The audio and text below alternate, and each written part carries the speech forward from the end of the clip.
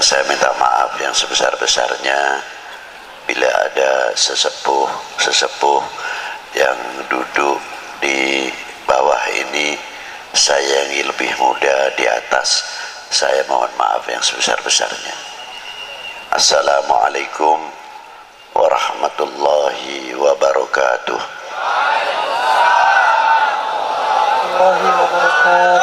Alhamdulillahil awwalu bila ibtida wal akhiru bila intiha, jami'us sifatil ulya wal izzati wal kibriya, wassalatu wassalamu ala imami ahli sofai wal wafa, qutbil anbiya wal awliya, sayyidina wa maulana Muhammadin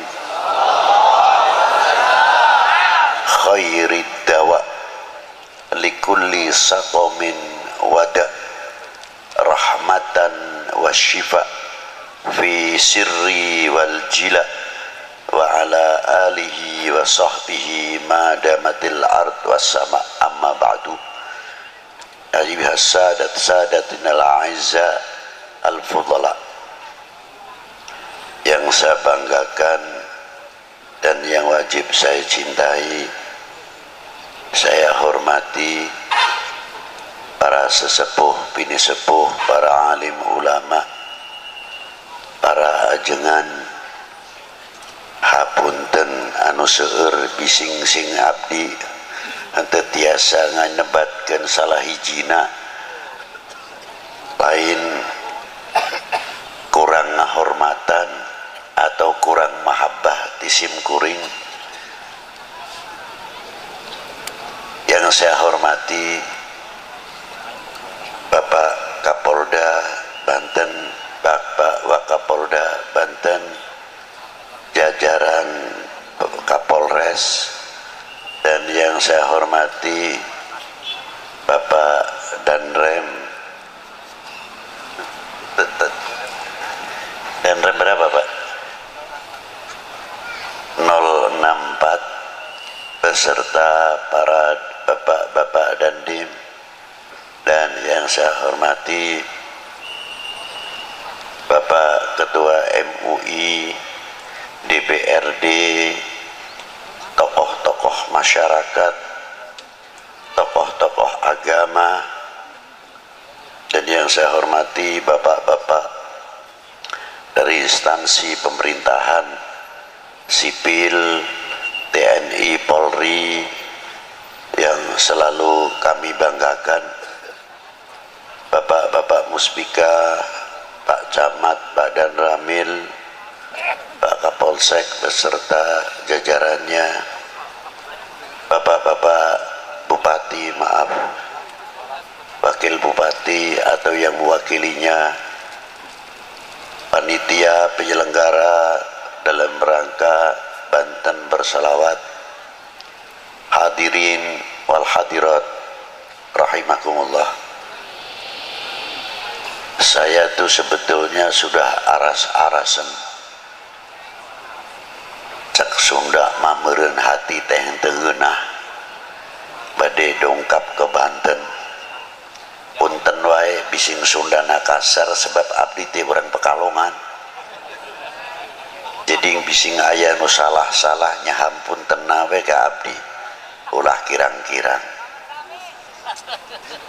Para bapak, para ibu, karena apa? Tidak apa-apa, karena saya fisiknya itu kurang baik.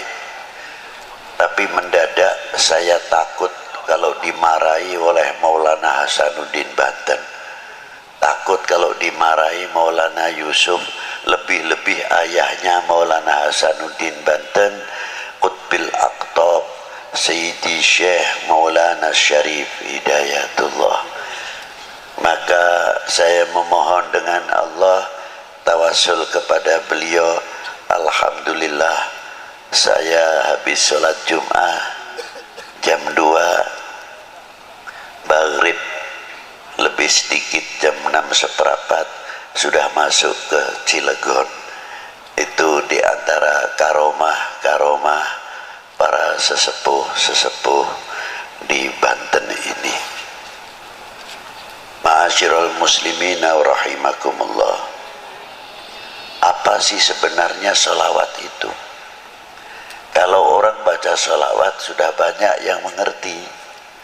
Mungkin sholawat nariyahan, mungkin sholawat munjiat, dan sholawat-sholawat yang lain. Sholawat dengan ayatnya yang sangat terkenal, sangat populer.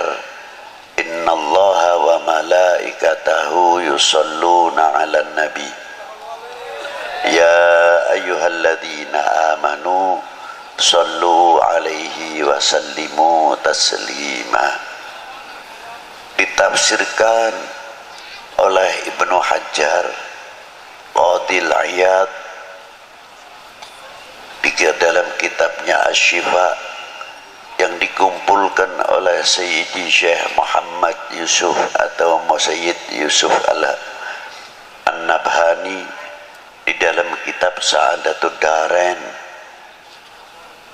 diterangkan oleh Ibnu Hajar Al-Haytami Al-Asqalani dan Syekhul Islam Imamun As-Subki dan Abu Bakar Jalaluddin As-Suyuti, tokoh-tokoh yang sangat ma'ruf, menafsirkan innallaha wa malaikatahu yusholluna 'alan nabi. Salawatnya Allah kepada baginda Nabi khususiyah. Berbeda salawatnya Allah Ta'ala yang diberikan kepada nabi-nabi terdahulu sebelum Nabi kita Sayyidina Maulana Muhammad sallallahu alaihi wasallam. Kalau sholawat yang diberikan kepada para anbiya rahmatan mutlak, tapi yang diberikan kepada baginda Nabi maknanya salatullahu alaihi sallallahu alaihi wasallam salatan rahmatan makrunatan bita'zim. Berbeda sekali. Salawatnya Allah Ta'ala yang diberikan kepada baginda Nabi mengagungkan satu kehormatan yang luar biasa diberikan kepada baginda Nabi sallallahu alaihi wasallam. Lautan rahmat yang tiada bertepian,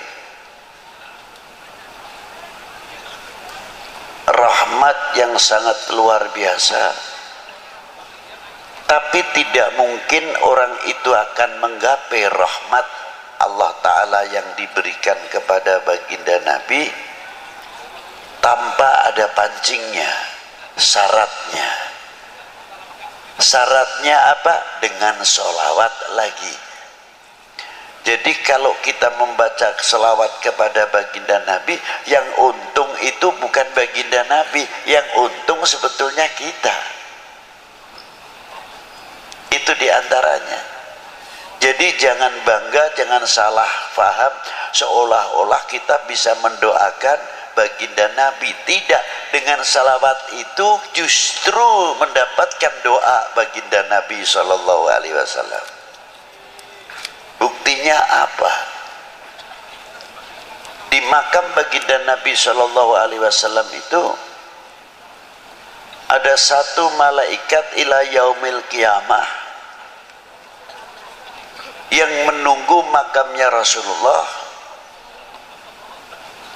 setiap hari menerima sholawatnya umatnya, disampaikan kepada Rasulullah. Yang hebat itu tidak pribadinya saja.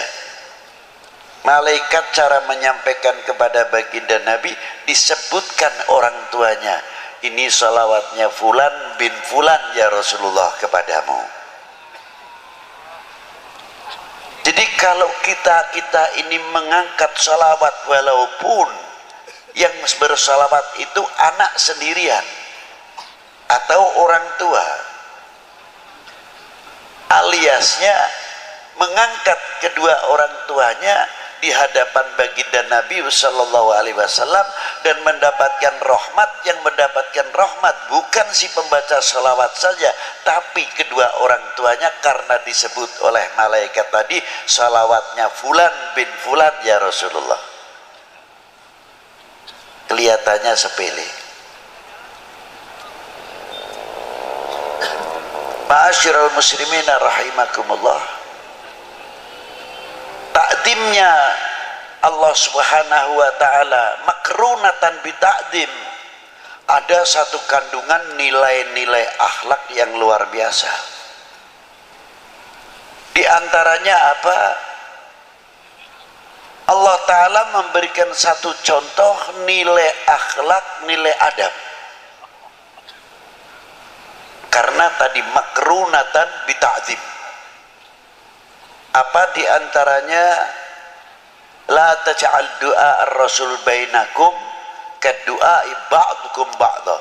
Jangan engkau memanggil kepada kekasihku ini sebagaimana engkau memanggil sesamamu. Allah Ta'ala tidak pernah memanggil dengan kalimat nida ya Muhammad atau ya Ahmad. Tidak ada itu. Coba dari mulai Bismillahirrahmanirrahim, Alif Lam Mim sampai kepada Qul a'udzu birabbin nas, tidak ada kalimat nida ya Muhammad atau ya Ahmad. Ada khobar wa ma Muhammadun illa rasul, begitupun pangkatnya Rasulullah di bawah illa rasul.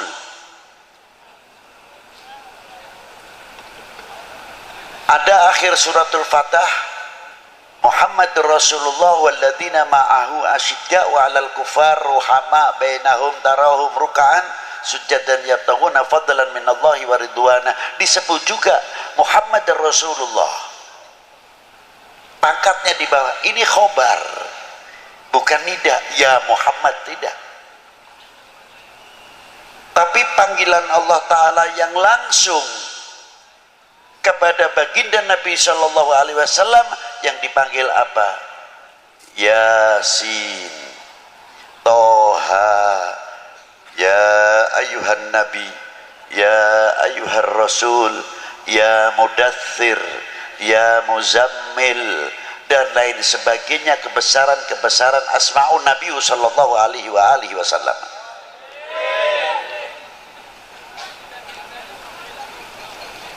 Itu diantaranya.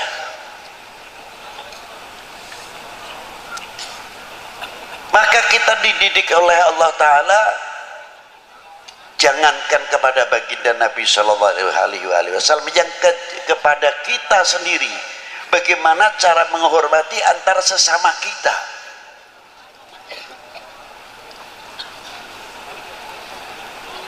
Ada bapak kepala desa, kita tahu namanya si A, umurnya jauh lebih tua saya, tapi beliau sudah mendapatkan kepercayaan oleh orang sedesa menjadi bapak kepala desa. Kalau saya tidak memberikan contoh yang baik, walaupun beliau lebih muda, umpamanya namanya si Fulan, kita harus menyebut Bapak Fulan mau kemana, Bapak Fulan dari mana. Inilah nilai-nilai akhlak. Kalau sudah kita saling menghormati, orang awam akan bertanya, akan berbicara, tuh ajengan yang begitu sepuh saja, tuh Habib yang begitu sepuh saja menghormati kepada kepala desanya, padahal kepala desanya pantasnya anaknya, tapi begitu hormatnya. Inilah meningkatkan kewibawaan daripada nama desa itu sendiri. Tapi kalau kita sudah memanggilnya, Fulan mau ke mana, Fulan badai ke mana, atau badai tindak pundi, apa ngendi, dan sebagainya, secara tidak langsung menjatuhkan kewibawaan pimpinan-pimpinan yang ada di dalam desa itu, walaupun dalam sekup yang kecil. Itu hebatnya. Maka Allah Ta'ala selalu memberikan bimbingan, tuntunan terus kepada umat baginda Nabi sallallahu alaihi wa alihi wasallam. Ini contoh yang luar biasa.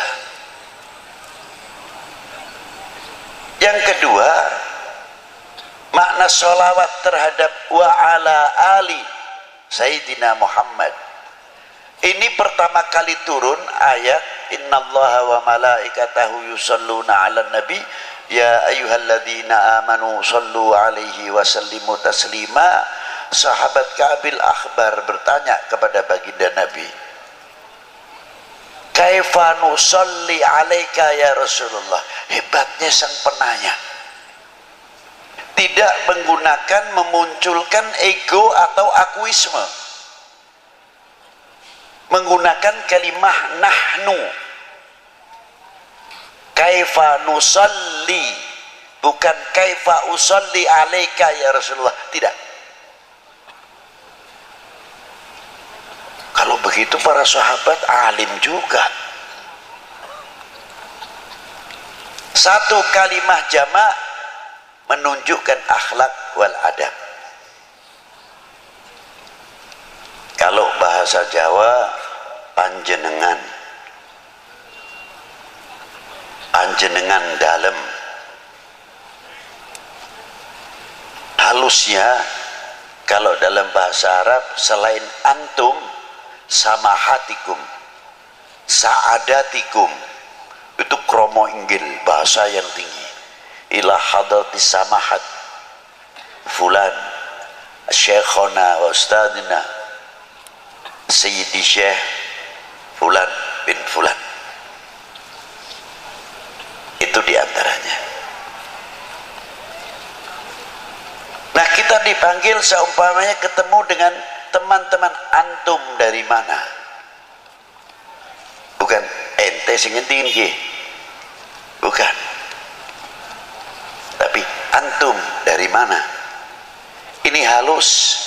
Kalimah panggilan antum akan berdampak yang hebat kepada ikhwanuna wa asgharina, kepada anak-anak, sebab menggunakan kalimah antum. Yang kedua, menggunakan kalimah nahnu mutawadhi'an, untuk menunjukkan ketawaduan. Seseorang tidak pernah menggunakan ana. Ana ini bisa digunakan tertentu, tapi kalau ahlil akhlak wal adab bahkan menyebutkan al-faqir indallah, bukan indanas. Sebab ada menggunakan kalimah al-faqir bisa untuk mengundang pangkat alim. Sebabnya apa? Rata-rata orang alim biasanya menyebutkan dirinya al-faqir. Maka dari itu supaya saya dipanggil alim, maka menyebut diri saya al-faqir supaya dipanggil alim. Nah itulah, itu kita ketipu dengan dirinya sendiri. Padahal yang dimaksud di sini al-faqir indallah. Al-faqir indallah. Itulah sahabat Ka'ab dengan rendah dirinya di hadapan sang maha guru, ialah baginda Nabi sallallahu alaihi wasallam. Kaifa nusalli alaika ya Rasulullah. Mengapa menggunakan kaifah alaika bukan alaikum? Di sini menggunakan mukhatab istikhdhariyah. Seperti pada waktu kita sholat, at-tahiyyatul mubarakatus salawatut thayyibatu lillah. Assalamu alayka, ketika mengucapkan assalamu alayka seolah-olah kita berhadapan dengan baginda Nabi sallallahu alaihi wasallam. Ini disebut mukhatab istikhdhariyah. Kalau orang sudah terlatih dengan istikhdhariyah al-mukhatab, lama-lama karena kita sering menghadap kepada Rasulullah, kita akan merasa dilihat oleh Rasulullah SAW, dan kita akan banyak bercermin kepada baginda Nabi SAW. Bercermin tutur kata kita, bercermin pandangan kita, bercermin wawasan kita, jauh bercermin telinga kita sampai mata, telinga, mulut. Sebagaimana kita menghasilkan karya wudhu, karya wudhu yang telah melahirkan dan menyentuh, mencapai batiniah. Wudhunya bukan untuk zahiriah saja.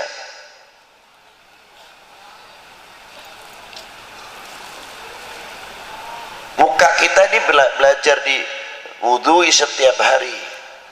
Kalau kita hitung membasuh muka saja 3 kali, kali 5. Kalau setiap sholat wudhu sudah 15 kali.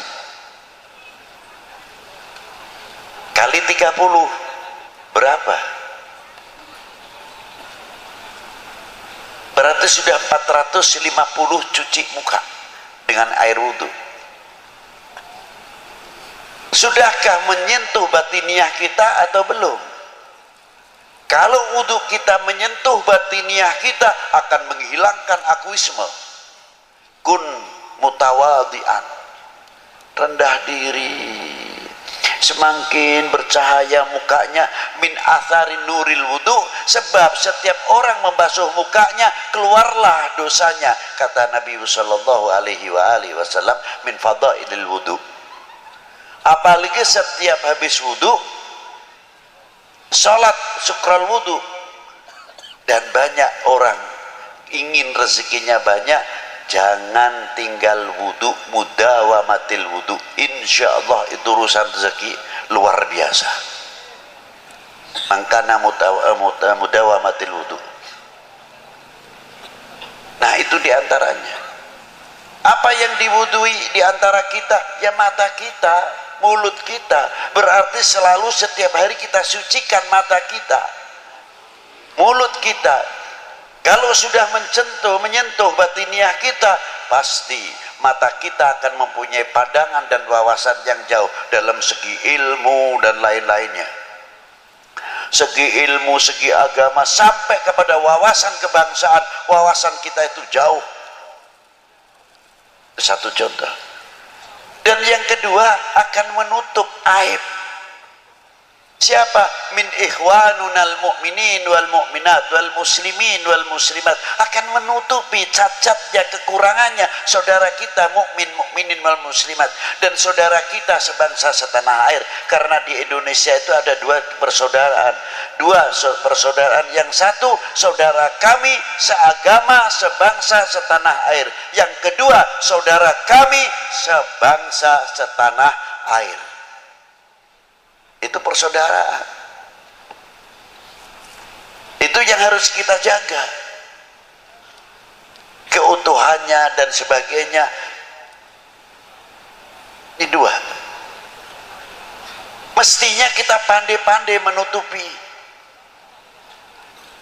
Bukan berarti kita mendiamkan kejelekan atau keburukan, kesalahan, tidak. Kita nasihati sendiri. Jangan sampai orang lain, bangsa lain bertepuk untuk kita, karena kita membuka kekurangan-kekurangan apa yang ada dalam umat ini atau dalam bangsa ini. Di mata ini tugasnya. Yang kedua, telinga mempunyai filter,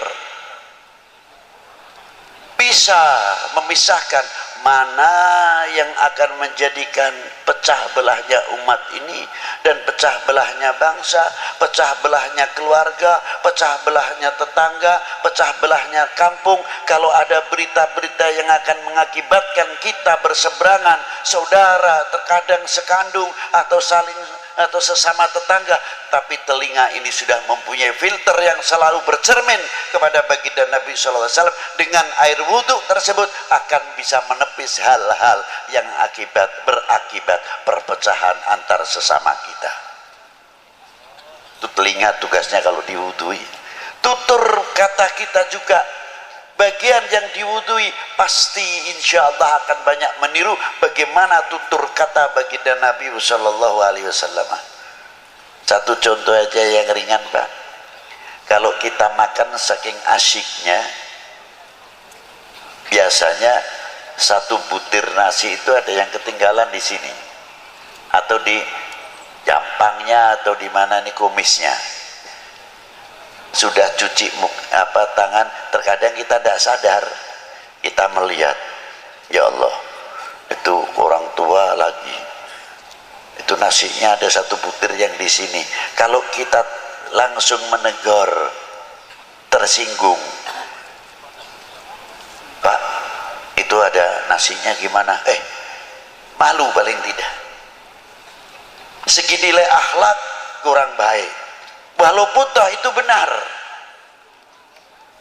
tapi orang yang pakai diplomasi, Pak, Bapak tadi punya peliharaan kambing adalah salah satu yang belum dimasukkan Pak. Ini orangnya cerdas. Iya belum, baru sambil begini sambil masukkan satu butir nasi itu tadi. Alhamdulillah sekarang sudah aman saya masukkan. Akhlak luar biasa. Di antaranya lagi orang menutupi aib saudara kita. Ada seorang perempuan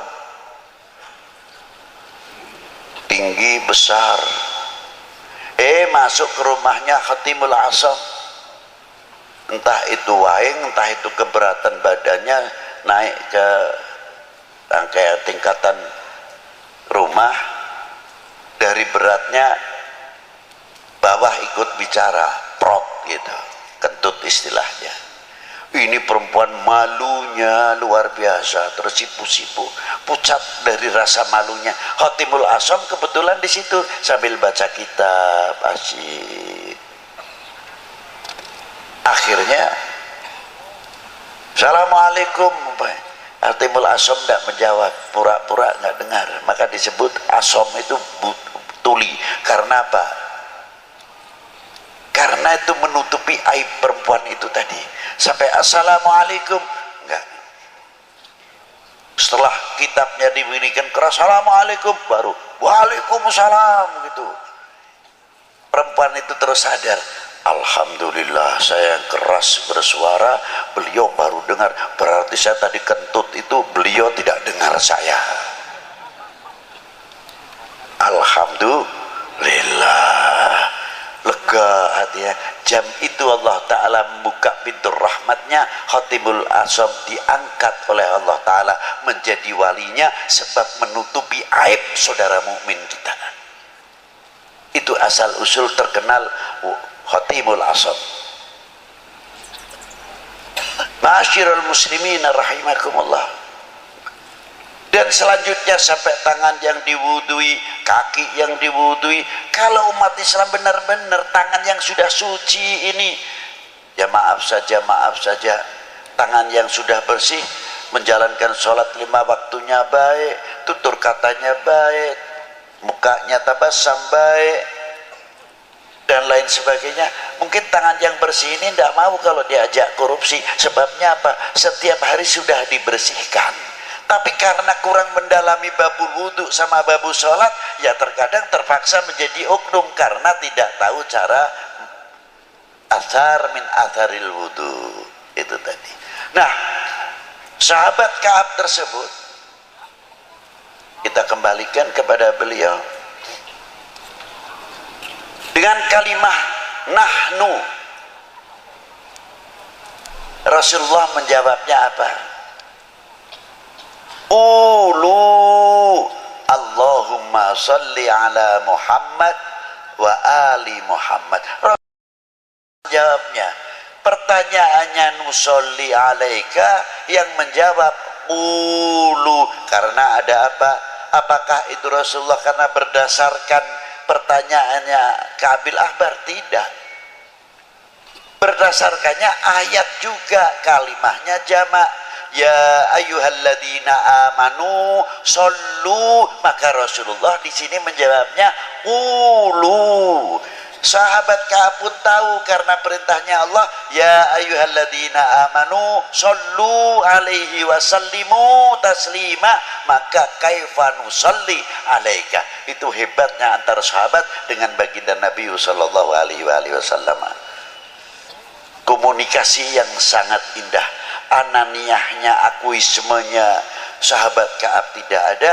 Rasulullah pun memberikan contoh pada waktu kaifa nusalli alaika ya Rasulullah. Rasulullah berdiam, tidak langsung menjawab, diam dulu. Setelah berapa saat Rasulullah membacakan salawatnya, Allahumma salli ala Muhammad wa ala ali Muhammad kama sallaita ala Ibrahim wa ala ali Ibrahim. Tidak menggunakan Sayyidina. Sahabat Ka'ab sebagai murid sedang dituntun, dibimbing oleh sang guru apa adanya. Rasulullah memberikan satu contoh, Allahumma salli ala Muhammad, murid pun mengikuti Allahumma salli ala. Tapi ketika keluar, sahabat Ka'ab tetap menggunakan kalafdu siyadah bidalil ana sayyidi waladi Adam. Loh, makanya sahabat menambah berani kalimah lafdu siyadah sayyidina Muhammad wa ala ali sayyidina Muhammad. Lafdul kalimah ali maknanya fi maqamati doa, bukan khusus untuk keluarga Nabi saja, tapi kalimah wa ala ali adalah untuk ummah Sayyidina Muhammad sallallahu alaihi wasallam. Indah maqamati doa. Jadi kalau kita membacakan sholawat, kita terkait dengan al-mu'min akhul mu'min, khususnya al-muslim akhul muslim. Allahumma salli ala Sayyidina Muhammad, Allahumma salli ala Sayyidina Muhammad. Mungkin yang di Pekalongan, yang di Jawa Timur jauh mendapatkan semuanya ini. Sana yang sedang membacakan salawat, kita pun mendapatkan, bukan di sini saja, bahkan fil alam mendapatkan, masuk fi maqamati doa Allahumma salli ala Sayyidina Muhammad wa ala ali Sayyidina Muhammad. Jadi salawat itu tali silaturahmi kepada Nabi, tali silaturahmi kepada keluarga Nabi, tali silaturahmi ma bainal akhwainil ummah wal ummah, al mu'min wal mu'minah wal muslim wal muslimah. Di sini masih terkait dalam as-shalah. Makanya saya kagum sekali kok ada Banten bersolawat. Saya tidak heran, itu luar biasa. Karena apa saya tidak heran? Banten cukup mempunyai sejarah yang kaya. Saya tidak kepura-kepuraan. Saya ngangkat tidak. Kakek saya asli dari Banten. Kiai Hasan Qudsi itu asli Banten. Bin Muhyiddin, bin Kiai Muhyiddin, itu kakek saya. Yang meninggal di Indramayu, saya punya hababah Sayyidah Marinah, Ratu Marinah. Jadi saya kesini itu istilahnya sedikit pulang kandang. Di mana napak tilas saya punya datuk-datuk, termasuk anak saya Zainal Abidin. Ma'asyiral muslimina rahimakumullah, mulai Maulana Syarif Hidayatullah dan beberapa saudara-saudara pada waktu itu minal ulama wal arifin yang ada di mana Wali Sembilan ini. Saya kalau ditanya, Habib, keistimewaannya ziarah Wali Sembilan apa? Saya cuma oleh-olehnya satu, Pak, malu. Loh, kenapa malu? Iya, malu, benar-benar malu.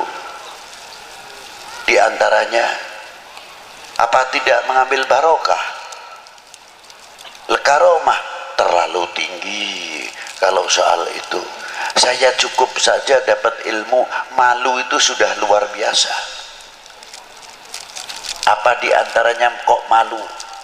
Saya di Sunan Ampel, para bapak, para ibu, makamnya di tengah desa, masuk Ganggang di situ Ampel Dento, Ampel Suci, Ampel Gading, dan lain-lainnya. Rata-rata toko-toko yang mahal-mahal di dalam kampung, bukan di pinggir jalan.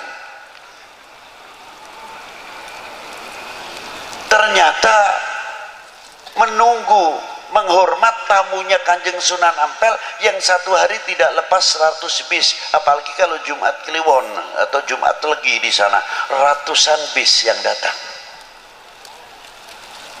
Jadi saya pikir, ya Allah, Sunan Ampel masih di dalam kubur, masih bisa membuat ekonomi kerakyatan, masih bisa memakmurkan lingkungan. Coba kalau tidak ada Sunan Ampel, mana mungkin orang akan datang? Paling ziarah ke masjid kuno selesai. Setiap hari non-stop. Dan setiap orang yang ziarah ke sana bisa mempersatukan umat. Baca Yasin sendiri, baca Waqiah sendiri, yang satu baca tahlil, yang satu baca salawat. Tidak ada yang intervensi. Kamu jangan selawatan terus, jangan keras-keras bacanya, saya masih baca Yasin. Yang saya Yasin ongko-ongko saja, baca santai, tidak menyalahkan. Coba ditarik kembali ke Maulana Syarif Hidayatullah, separuh muslim, separuh non muslim. Hebat. Dengan akidah, etikot macam-macam. Sebelah itu kalau ziarah ke Gunung Jati, ada yang begini, ada yang datang terus, ada lagi yang datang saudara muslim juga pakai kudungnya dilepas, langsung saja pintunya dibeginikan aja, ambil barokah, macam-macam. Kata saya, kita datang ke lautan ini, hati kita harus husnudon, tidak boleh suudon. Syarif Hidayatullah itu lautan besar. Begedor pisang artinya pohon pisang yang sudah tidak kepake, kalau dibuang ke sungai larinya juga ke laut. Kotoran apa saja yang masuk sungai larinya semuanya ke laut, diterima semua oleh laut. Tapi tidak pernah laut terkotori luar biasa dengan limbah-limbah yang ada dalam sungai-sungai, lebih-lebih kalau musim hujan, banjir atau caah. Per detik itu berapa juta kubik masuk ke laut. Tidak bisa dihitung, ini detikan para bapak, para ibu. Dengan membawa limbahnya, semua limbah yang masuk ke lautan, minggir semua, ditepis oleh gelombang-gelombangnya, tidak mampu mengotori. Yang kedua, hebatnya lagi apa?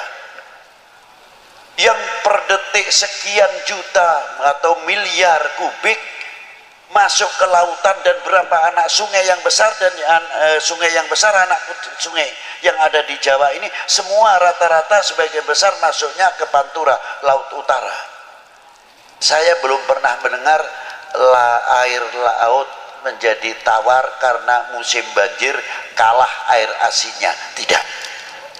Sudah pernah dengar itu? Belum. Berarti kalau kita pikir akal yang sehat, laut mempunyai harga diri, laut mempunyai jati diri, laut mempunyai kehormatan diri. Bagaimana kalau Indonesia ini, bangsa Indonesia meniru laut, tidak kalah dengan laut, mempunyai jati diri, kehormatan diri, kehormatan diri, jati diri bangsa, luar biasa. Allahu Akbar. Sallu ala Nabi. Jangan kalah dengan lautan, malu-maluin. Yang hebat lagi ikannya yang ada dalam laut. Meser ikan asin. Pantasnya yang hidup di daerah asin mestinya tidak usah dikasih garam lagi, sudah dijemur asin langsung, karena hidupnya di daerah asin, wilayah yang asin, tidak digaramin. Yang mau dimasak tetap digaramin, kalau tidak digaramin tetap tawar. Jadi saya pikir ikan pun di dalam laut bisa bermain dengan air asin, tapi tidak mempunyai intervensi terhadap asin. Asin pun tidak mempunyai intervensi terhadap ikan. Hidup berdampingan, damai, aman, tentram, pantas karena rahmatnya Allah Ta'ala turun. Allahu Akbar. Sallu ala Nabi. Itulah luar biasanya, saya kagum sekali. Tapi biasanya kalau kita lihat laut itu asiknya ikannya besar-besar, lihat kapalnya tidak sampai nerobos. Nah, ini kita belajar, berusaha memahami apa yang ada di dalam laut. Ya itu tadi. Aulia itu begitu. Jangan yang lihat datang ke Maulana Syarif Hidayatullah, sudah ini lautannya Allah Ta'ala, sudah kamu kita mau lihat lautannya atau lihat bangkainya atau lihat begedornya atau lihat sampahnya, lihat Maulana Syarif Hidayatullahnya, selesai. Harusnya begitu. Satu rombongan terkadang datang satu bis dengan bis Jawa Timur, Jawa Barat, terkadang dari luar Jawa dengan gaya tahlilnya yang macam-macam. La ilaha illallah, la ilaha illallah, la ilaha illallah, la ilaha illallah. Yang satu lain lagi kelompok ini, satu bus entah dari mana. Kalau tahlil berat Pak, di dada ini illallah, la ilaha illallah, la ilaha illallah. Yang belakang kelompok lain lagi illallah, la ilaha illallah, la ilaha illallah. Yang belakang lagi lebih ngebut illallah, la ilaha illallah, la ilaha illallah. Yang belakang lagi Allah.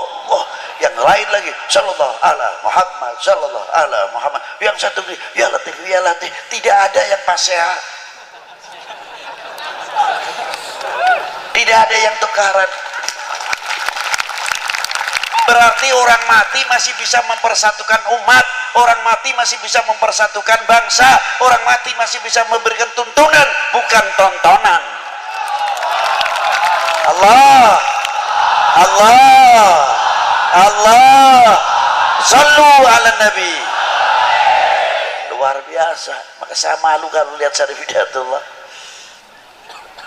Seumpamanya saya ceritakan, yang satu zikirnya la ilaha illallah, la ilaha illallah. Yang satu illallah. Kang, jangan begitu nih, dada saya sesek. Biasa saja tahlilnya, biasa seperti saya. Kata rombongan ini, saya itu mantepnya begini, sampai naongkongko wae tulah niru-nuru.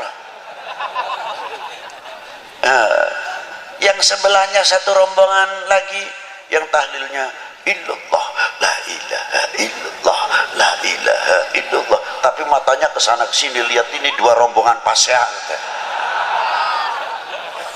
Illallah, la ilaha illallah, la ilaha illallah. Ini ada-adalah. Rupanya yang ini tersinggung juga. Lu lagi ribut, kita masih begini, ente tambah ngebut. Kata yang ngebut, lo kalau saya tidak ngebut mana mungkin saya dapat banyak. Nah, itu. Enggak lama datang orang gede untung besar, pakainya speaker ini dikempit ini begini kan. Saya kira ini aduh, jangan-jangan suaranya orang sudah tinggi begitu tuh, top dah suaranya. Aduh, saya menyingkir aja dulu lah daripada kena suaranya speakernya, sebab orangnya begitu tinggi. Saya kira suaranya sama dengan tingginya. Enggak tahu, ilah hadratin Nabil Mustafa Sina Muhammadin sallallahu alaihi wasallam, Al-Fatihah. Loh, ada lagi ini namanya pengalaman ziarah di Maulana Syarif Hidayatullah, dan di mana-mana asik juga saya pikir gitu. Komplit. Subhanallah. Di lingkungannya pasaran, ekonomi kerakyatan terbangun. Maka saya bertanya, saya pernah berbuat apa untuk umat ini? Saya pernah berbuat apa untuk umat ini? Saya telah mengisi apa tinggalan Rasulullah SAW? beliau luar biasa. Maulana Syarif Hidayatullah Wali Ibnul Wali wa Ibnul Wali Ibnul Wali Sibtun Nabi SAW Maulana Syarif Hidayatullah bin Imaduddin Abdullah bin Ali Nurul Alam bin Jamaluddin Hussein bin Ahmad Syah Jalal bin Abdullah Utmat Khan bin Amir Abdul Malik bin Alwi bin Malfaqi bin Muhammad Saib Marbat bin Ali Khalid Qasam bin Alwi bin Muhammad bin Alwi bin Ubaidillah bin Ahmad Al-Muhajir bin Isa An-Nagi bin Muhammad An-Nagi bin Ali Al-Uraidi bin Ja'far Sadiq bin Muhammad Al-Baqir bin Ali Zainal Abidin bin Husaini Sibti bin Ali bin Abi Talib wa bin Fatimah Zahra Al-Batul binti Rasulillah sallallahu alaihi wasallam Rasul. Faqala Nabi sallallahu alaihi wasallam ahli baiti kama tali safinatin Nuh, anak cucuku bagikan perahunya Nabi Allah Nuh. Alhamdulillah Banten mempunyai safinatun Nuh. Man raqibaha najah, barang siapa menaikinya selamat. Sebab safinatun Nuh, siapa beliau? Maulana Hasanuddin bin Syarif Hidayatullah wa Muhammad Yusuf bin Hasanuddin Al-Bantani bin Maulana Syarif Hidayatullah. Tubalakum, beruntunglah kalian mempunyai paku di negeri ini. Tidak cukup di Banten saja. Ada seseorang wali besar ziarah ke Maulana Syarif Hidayatullah, namanya Al-Habib Alwi bin Muhammad bin Tahir Al-Haddad. Ketika ziarah ke Maulana Syarif, kaifa halukum ya Syarif Hidayatullah, apa kabar, bagaimana antum di sini di Indonesia ini? Ana hami fil Jawa, saya adalah pelindungnya di Jawa ini. Ketika Syed Habib Alwi ziarah ke Maulana Syed Ibrahim Bonang, kaifa halukum ya Syekh Sunan Bonang, apa kata Syarif Maulana Syarif Hidayatullah? Beliau hami fil Jawa wa ana nadiruha.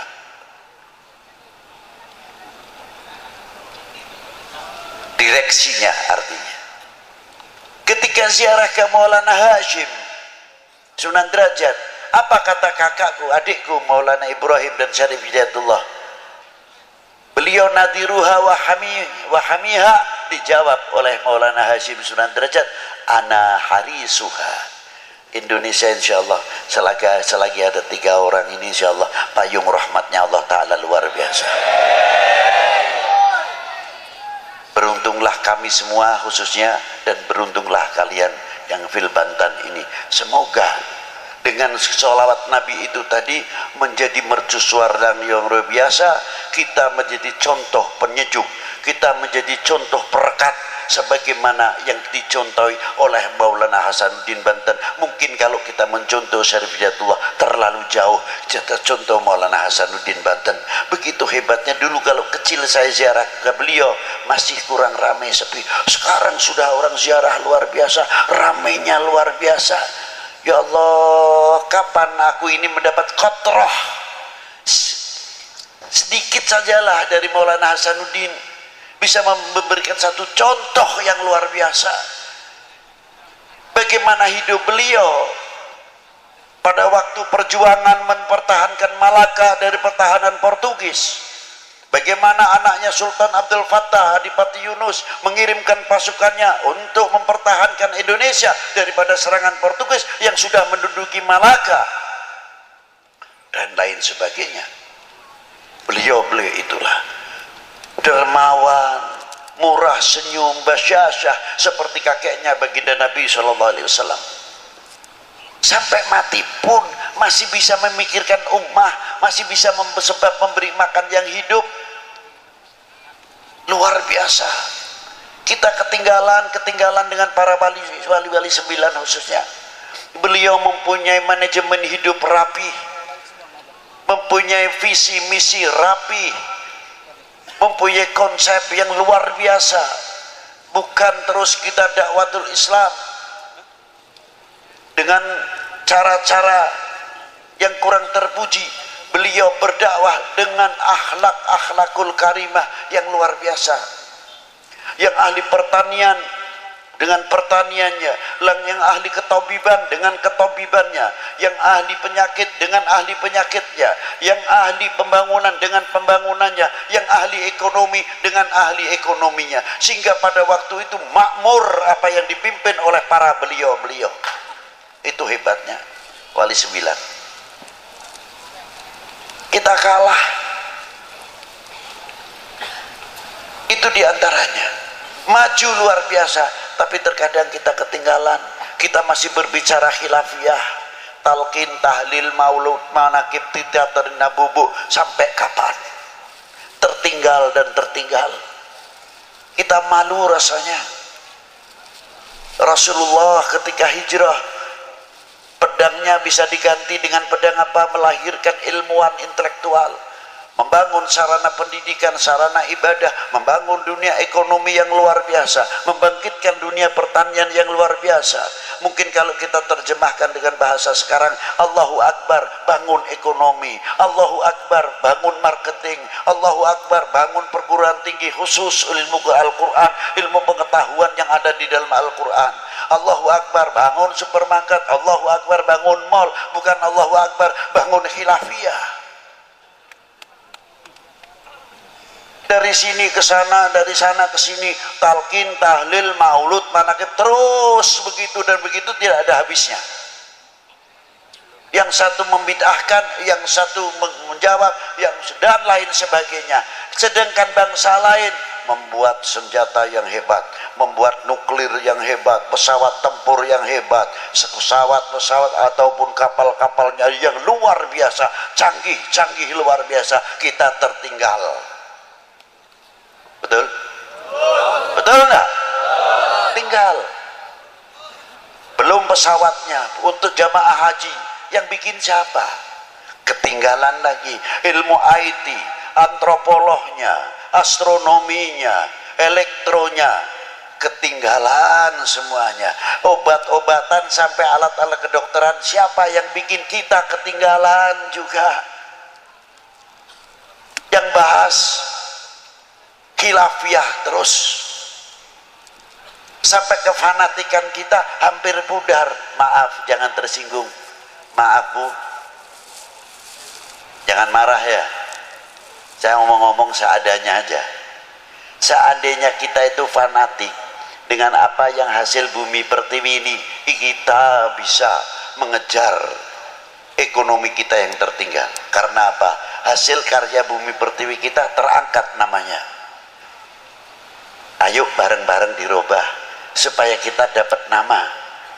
Kira-kiranya mau nggak? Dapat nama lo ini. Pasaran kita supaya baik. Dirubah, jambunya jambu Indonesia, jambunya jambu Banten, jambu Pandeglang, jambu Serang. Keluarkan kualitas yang luar biasa.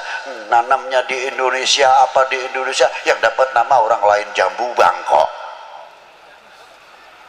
Sampai ayamnya bertelur di sini, apa di sini, ayamnya ayam nasib.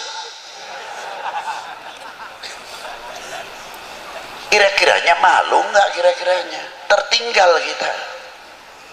Duren Bangkok, duren motong. Ayo sedikit-sedikit supaya kita mempunyai kefanatikan terhadap bangsa ini. Jambu Indonesia, duren Indonesia, lele Indonesia. Lagi-lagi Bangkok, boro-boro gulanya masih tetap gula Jawa. Ini kalau sudah Jawa, gula Bangkok mati kutu deh. Ayo bangkitkan kembali supaya ekonomi kita bangkitkan, merasa memiliki handar beni kepada tanah air ini.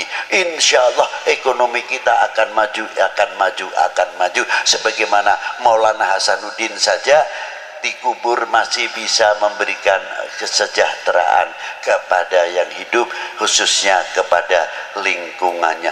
Inilah hikmah daripada as-shalah ala Nabi sallallahu alaihi wasallam. Ayo bangkitkan kembali intelektual kita, bangun madrasah kita dan lain-lainnya. Semoga dengan barokah para aulia yang ada di negeri ini, kita diberi barokah umurnya, barokah rezekinya, barokah pertaniannya, barokah, lain-lainnya dan lain-lainnya. Dan kita menjadi umat tidak akan memalukan para sesepuh kita. Kita jadi umat tidak akan memalukan para guru kita. Kita menjadi umat tidak akan memalukan kedua orang tua kita di hadapan Allah Subhanahu wa taala. Belajarlah menjadi orang yang mengerti terima kasih kepada kedua orang tua kita. Seandainya gunung yang paling terbesar di sini umpamanya Gunung Krakatau atau Gunung Karang dijadikan emas untuk membalas jasanya kedua orang tua kita dan guru kita, belum apa-apa. Jangan dikira kita sudah begini, anak-anak kita di pesantren, di madrasah asyik, tapi kita berpikir bagaimana nasib orang tua kita di dalam dunia pertanian dan ekonominya. Terkadang jam 3 malam sudah bangun, membawa doplaknya, dia isi sayuran, isi sampel dan lain-lainnya, dibawa ke pasar. Hawanya dingin, yang kalau musim dingin, yang musim hujan, yang musim panas. Demi siapa? Demi anak-anaknya yang di dalam pesantren, yang di dalam madrasah dan lain sebagainya. Mestinya kita malu kepada para beliau. Bagaimana tokoh-tokoh ulama kita terdahulu di dalam menasyru syariah wal Islam, fasilitas masih begitu hebatnya, sulit sekali. Kalau Habib Lutfi lain, dari Pekalongan ke sini pikirannya sudah dapat, terbayang ini amplopnya tebal pak tipis, lain bayangannya. Kalau beliau berdakwah mengeluarkan amplop, berbeda sama saya berdakwah mengharapkan jauh dah itu. Ini untuk saya pribadi, bukan saya mengkritik kepada orang lain. Jauh. Itulah. Maka kiai-kiai ulama-ulama dahulu rata-rata benghar, kaya. Luar biasa. Sebabnya apa? Santrinya banyak tidak bawa ongkos. Digembleng, dibina oleh para ajengan-ajengan kita. Sampai menjadi penerus-penerus ulama-ulama yang luar biasa. Santri-santri yang luar biasa. Dan Banten cukup melahirkan kitabnya yang belum tercetak saja masih 400 kitab lebih taklif dari Kiai Nawawi Al-Bantani. Itu Banten. Belum Syekh Abdul Karim, Mursyidut Thariqah Qadiriyah, dari Syekh Ahmad Khatib Sambas sampai ke atas. Orang yang lalai hatinya, yang kotor, dihias oleh Syekh Abdul Karim. Ala bidzikrillahi tatmainnul qulub. Thariqah itu untuklah pembersih hati. Sebab tempatnya takabur di sini, sebab tempatnya riya di sini, sebab riya tempatnya hasud di sini, dan segala-gala penyakit hati sampai penyakit ghaflah, lalai kepada Allah Subhanahu wa taala, sumbernya dari sini, yang memancar kepada otaknya, matanya, telinganya, sehingga kita menjadi orang yang lalai kepada Allah Subhanahu wa taala. Dibersihkan dengan pelantara Syekh Abdul Karim Al-Bantani melalui thariqah ala bidzikrillah tatmainnul qulub. Dibersihkan itu thariqah itu gunanya diantaranya membersihkan hati, terutama daripada lalai. Kalau kita sedang mengucapkan la ilaha illallah, merasa didengar, dilihat oleh Allah Ta'ala, merasa diperhatikan oleh baginda Nabi sallallahu alaihi wasallam, artinya kita sambil bercermin la ilaha illallah, selalu kita robitoh kepada guru-guru kita sampai mampu robitoh kepada baginda Nabi sallallahu alaihi wasallam. Kalau kita bisa mengamalkan itu, aman luar biasa. Karena apa? Kita selalu merasa didengar, dilihat oleh Allah Subhanahu wa ta'ala. Mau berbuat maksiat malu, mau ngomongin orang malu, mau nyaci maki orang malu, mau nyacat orang malu, karena kita selalu dilihat oleh Subhanahu wa ta'ala. Itulah diantara pentingnya thariqah. Semoga kita dimasukkan golongan min ahli la ilaha illallah Sayyidina Muhammad Rasulullah sallallahu alaihi wasallam. Demikian yang saya bisa sampaikan. Saya tidak bisa panjang lebar, tapi saya hanya bisa berdoa, semoga majelis ini, saya minta sama Allah Ta'ala, tawasul kepada baginda Nabi SAW, Ya Rasulullah, ini tawasaltu bika, kita mohon kepadamu ya Allah dengan tawasul kepada kekasihmu, semoga majelis ini sampai majelis dunia wa akhirah bisa duduk bersama Rasulullah sallallahu alaihi wasallam. Allahumma, itulah yang bisa saya sampaikan, kurang lebihnya wal afu minkum. Wassalamualaikum warahmatullahi